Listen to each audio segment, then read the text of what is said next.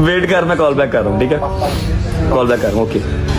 अच्छा जी, ऐसा है कि मैं जा रहा हूँ यूके, लंदन जा रहा हूँ।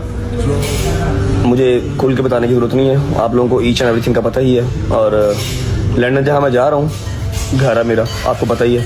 लेकिन जिसका घर है वो खुद वहाँ पर नहीं है, घर खाली है, चाबी वहीं पे है। तो अल्लाह की कसम, पूरे घर में अकेला, ना कोई यार दोस्त, ना कज़न, कोई मेरा रिश्तेदार नहीं है यूके में। मेरा सोच सोच के दिमाग फट रहा है कि मैंने करना क्या है।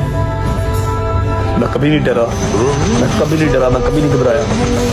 This is the first time in my life कि मेरा दिल नहीं कर रहा ट्रैवल करने को। मैं क्या करूँगा जाकर?